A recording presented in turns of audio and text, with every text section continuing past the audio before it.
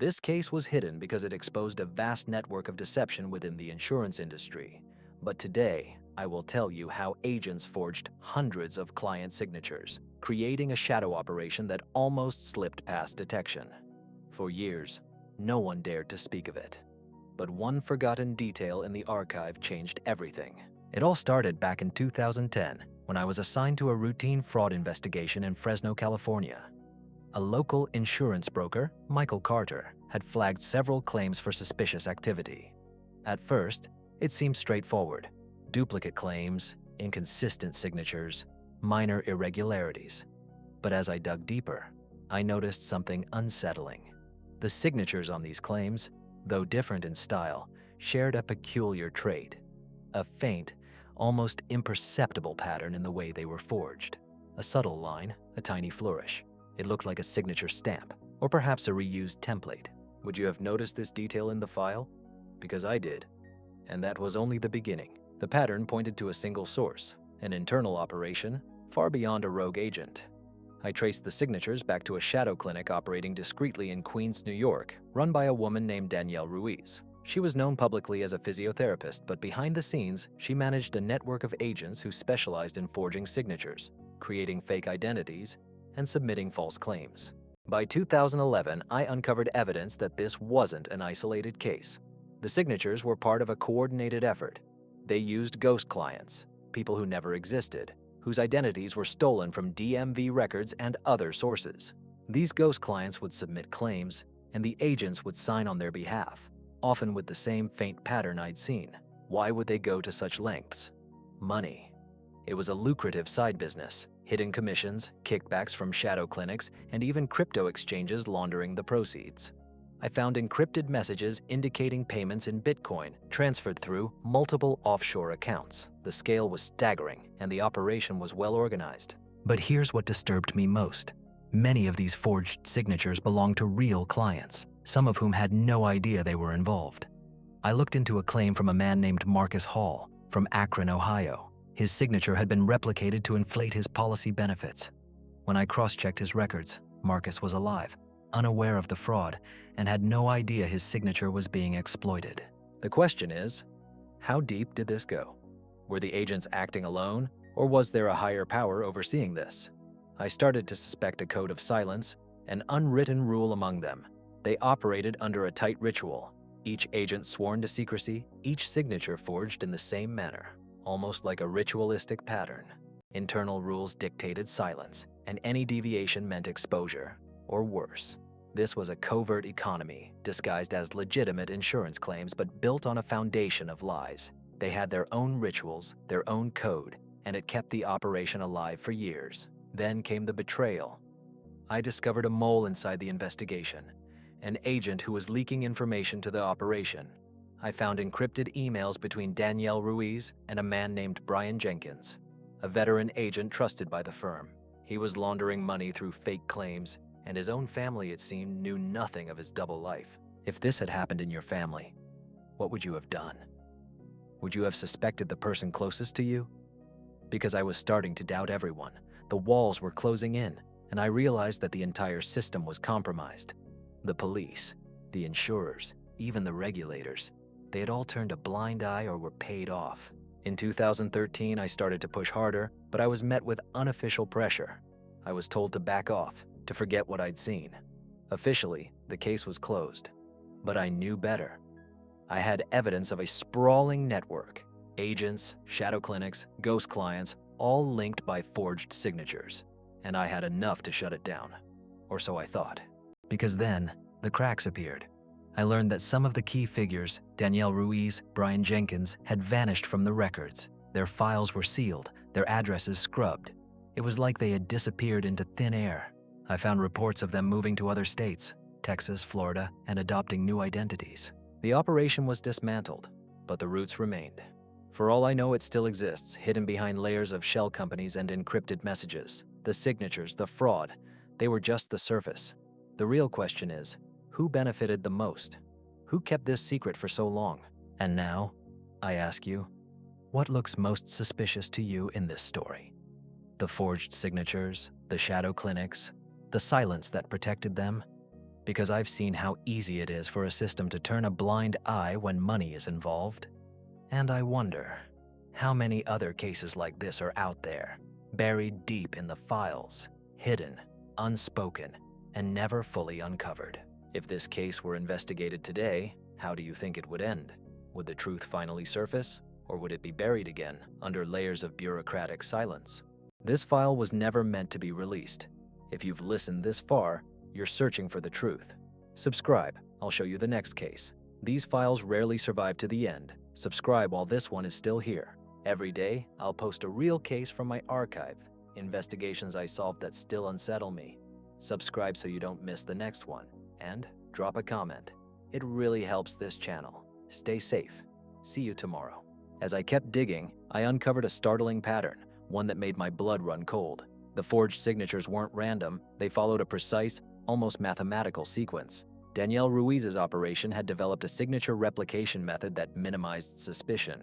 They used a small, consistent variation, an almost invisible flourish, that only the most trained eye could detect. I kept asking myself, how many times had I seen those tiny details before? In other fraud cases I dismissed as routine. Would you have caught this subtlety? Because I didn't. Not at first. It was only after I obtained a set of original signatures, real ones, and compared them to the forgeries that the pattern became clear. Someone intentionally designed these forgeries to look authentic, but with a hidden signature. This raises a haunting question. How many other operations have used this same method, and who was behind it? I had my suspicions, but no concrete proof. Still, I knew they operated under a strict hierarchy, an inner circle that kept their secrets close. Then I found a ledger, an encrypted diary hidden in a safe deposit box in Queens. It contained coded entries referencing Operation Red Moon, a name I'd never heard before. Names, dates, and amounts, everything meticulously recorded. Was this their internal log, or a blueprint for future expansion?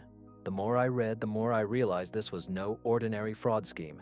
This was a well-oiled shadow operation with deep roots. Now, here's the twist.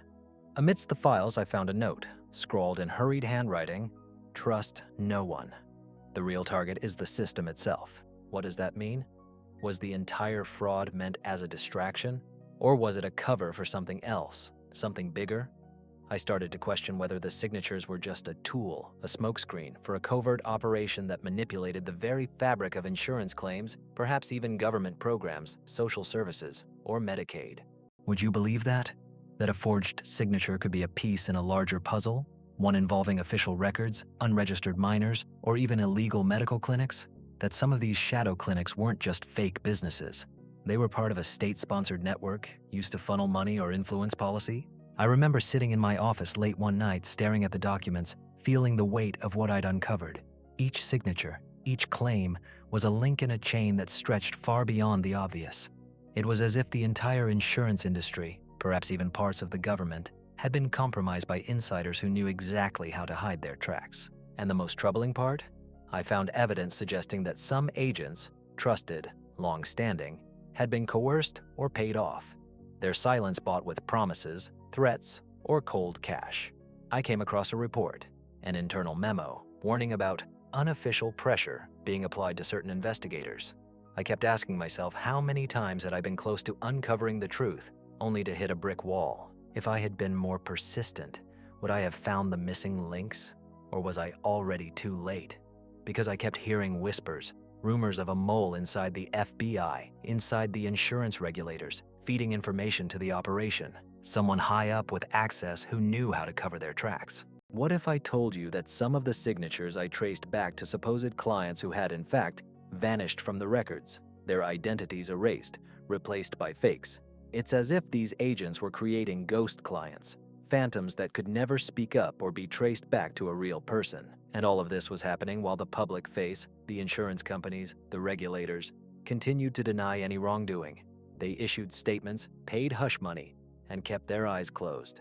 Because, in their world, silence was protection.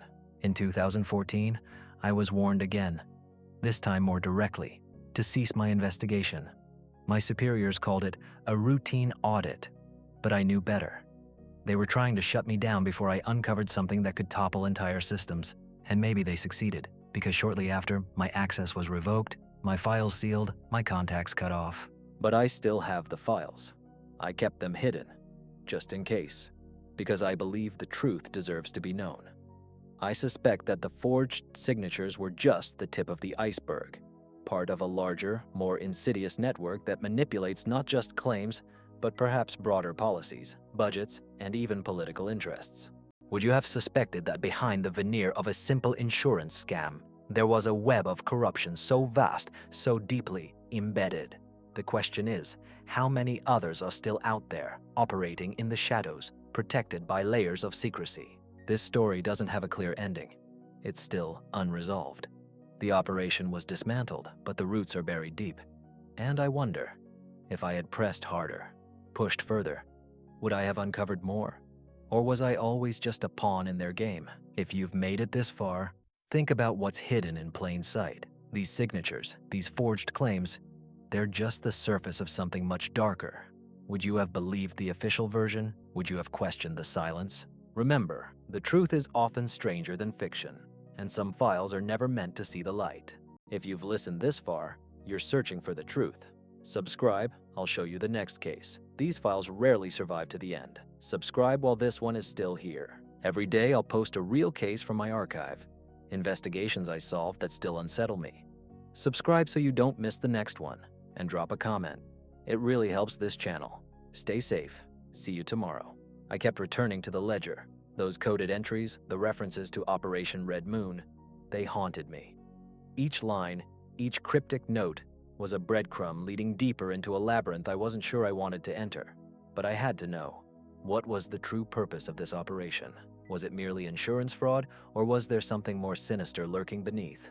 In my review of the encrypted messages, I noticed a recurring name, Agent X.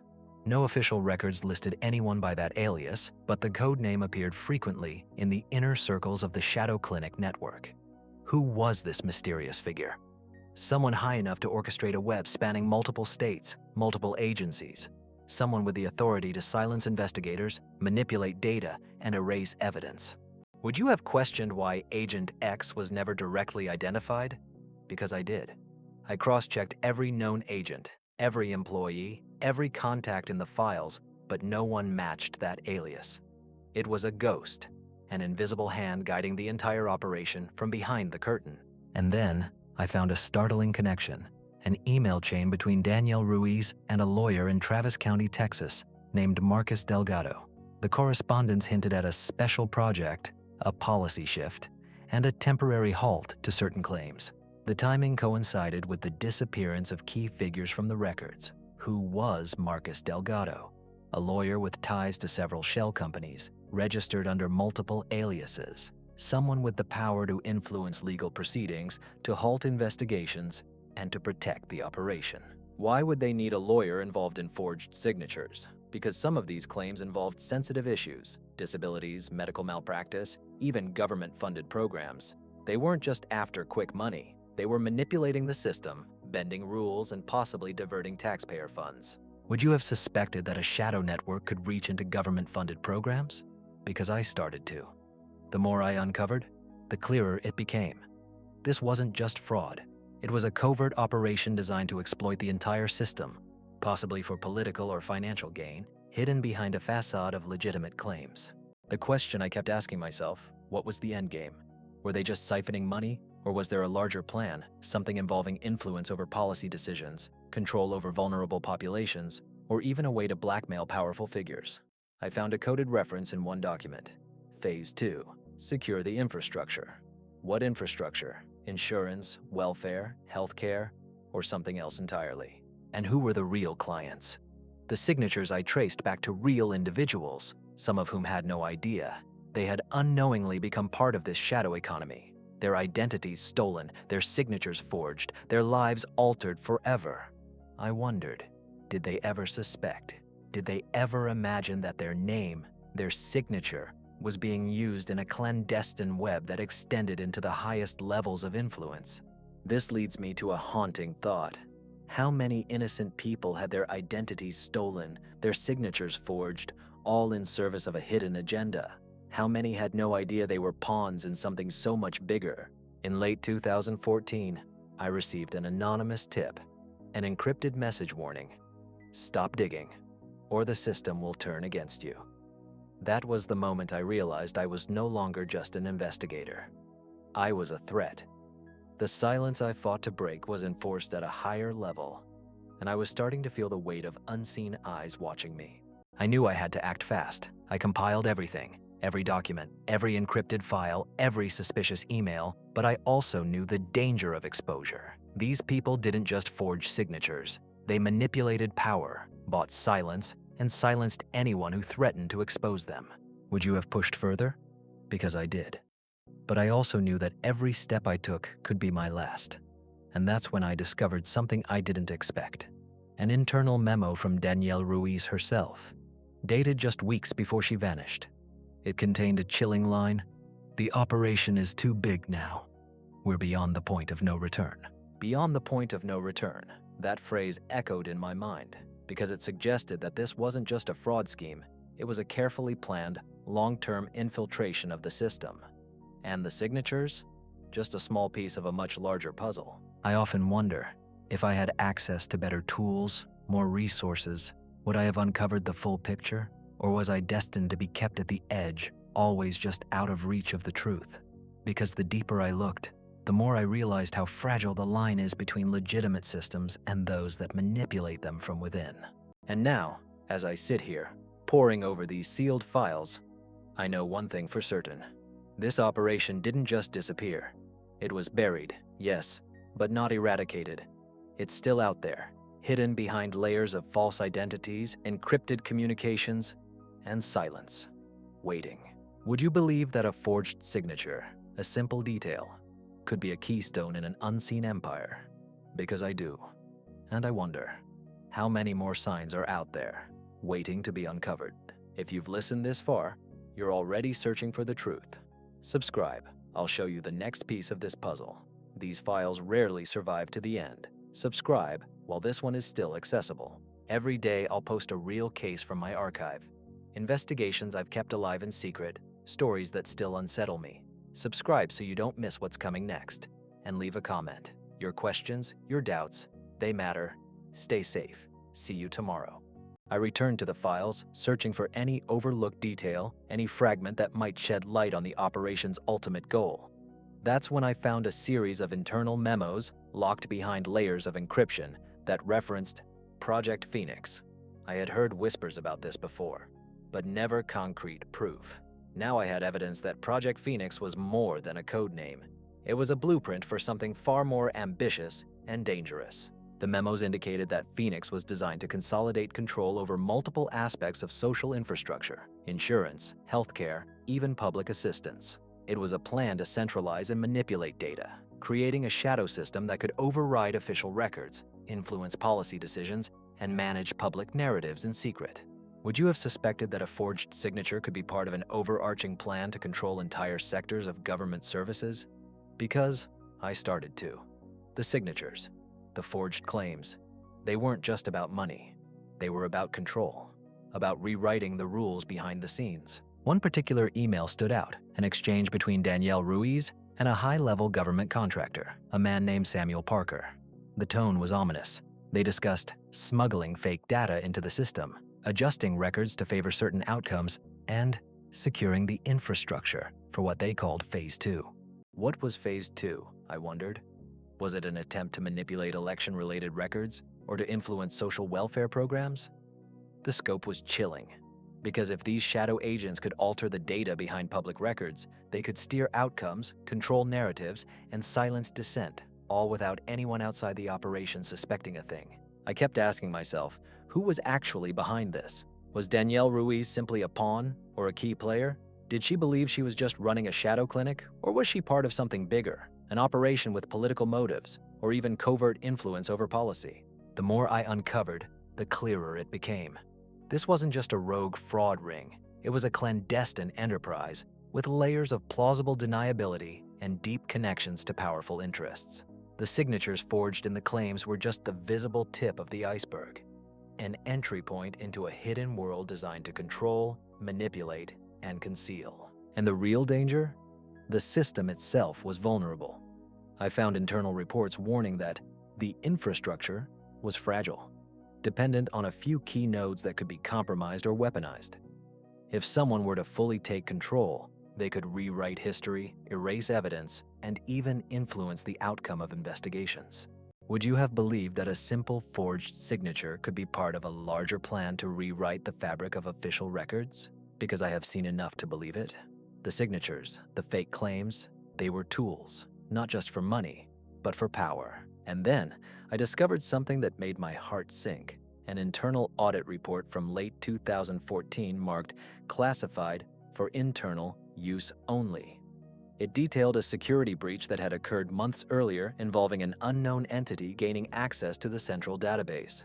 Files had been altered, signatures replaced, and records manipulated. The breach was covered up quickly, but the damage was done. Could it have been an insider or a sophisticated outsider? Either way, the operation's stability was compromised. I wondered how many other breaches had gone unnoticed, because this was no accident. Someone wanted to ensure the operation's survival, even at the expense of the entire system. Would you have suspected that the forged signatures were merely part of a larger breach in the integrity of public records? That this was a deliberate act of sabotage, or perhaps an act of infiltration? Because I suspect it's both. An ongoing war fought in the shadows, with signatures as the weapons. I remember sitting in my office, staring at my monitor, realizing how fragile our trust in the system really is.